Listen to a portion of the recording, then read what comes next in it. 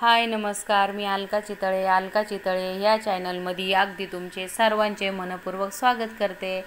तर नवरात्राची साफसफाई तुमची झाली आहे का? तर माझी चालू आहे, कारण आम्ही गावाला गेलेलो होतो, तर पित्र झाले पित्रासाठी, तर तिथून आलो। त्याच्यानंतरून मग लगेच पित्र झाल्यावर लगेच साफसफाईला मी सुरुवात केली, कारण मला आहे ना 5-6 दिवस लागतातच साफसफाई करण्यासाठी, कारण साफसफाईला वेळच लागतो, कारण घरातले काही एवढं मदत कोणी करू लागत नाही। आणि आपण हे किचन जे आहे ना, तर मी म्हणजे 2-3 वेळा धुत असते, कारण वर्षामधून, कारण काय होऊन जातं, आपण फोडणी वगैरे देतो भाजीची त्याची, कारण असं थोडं चिकट होऊन जातं किचन, तर मग त्याच्यामुळं मी नेहमीच धुत असते। कारण धुतल्यामुळं कसं आपल्याला किचनमध्येच राहावं लागतं, तर जेवढं किचन साफ असतं तेवढं घरामध्ये फ्रेश वाटतं। तर त्याच्यामुळं मी किचन सारखं म्हणजे असं स्टाईल पांढरे असल्यामुळं नेहमी धुत असते, तर छान पण वाटतं आणि आपल्याला किचनमध्ये पण असं फ्रेश वातावरण पण वाटतं चांगलं साफ असल्याच्यानंतर।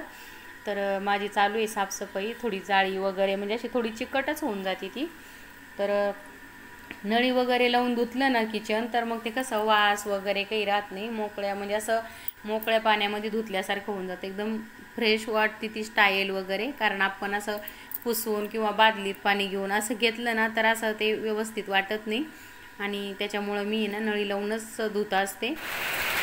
तर पावसाचा असा दणका चालू आहे, बाहेर आले थोडंसं मस्त वाटलं, पाऊस बाहेर खूप चालू आहे। तर बरण्या वगैरे घासून झाल्या माझ्या, पूर्ण किचन वगैरे धुवून झालं, तर म्हटलं आता मस्त पेपर वगैरे आथरून घ्यायचे। म्हटलं पेपर वगैरे आथरल्यामुळं काय होऊन जातं, तर मग आपल्याला थोडंसं सोपं जातं, नाही तर कडापे आहेत ना पूर्ण असे चिकट होतात। तरीही मी ना माहेरी गेले होते, तर मम्मीचं त्यांचं इथं मला भाजी देण्याचं तोडण्याचं काम चालू होतं, तर मी ना मम्मीकडून थोडी आंबाड्याची भाजी आणि शेपूची भाजी, परत अजून आंबट चुका, लिंब, वांगे होते ते, पण वांगे काही खात नाही आम्ही चंपाषष्ठीपर्यंत, त्याच्यामुळं वांगे वगैरे काही आणले नाही। आणि गवार पण होती, गवार पण म्हटलं आता नको आहे, मला एवढा वेळ नाही तोडायला।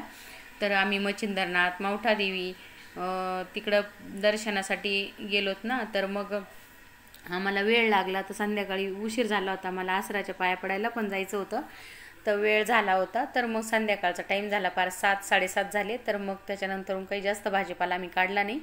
तर ही चक्की आहे, तर सासूबाईंनी दिली, तर सासूबाई बोलल्या घेऊन जा, तर आमच्या इथं शेतामध्ये पण खूप चक्की आलेल्या होत्या, तर सासूबाई बोलल्या नवरात्रासाठी घेऊन जा तुला, तर ही चक्कीची भाजी काही मला आवडत नाही, पण मी आणली आहे, तरी पण म्हटलं जाऊ द्या, अजून कोणी मैत्रिणी वगैरे, तरी आपली साफसफाई झाली आहे।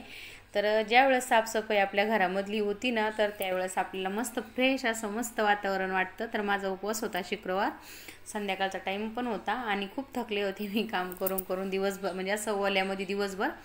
तर चहा वगैरे केला, 7 वाजले होते, तर पाहू शकतात आपले किचन कसं वाटतंय।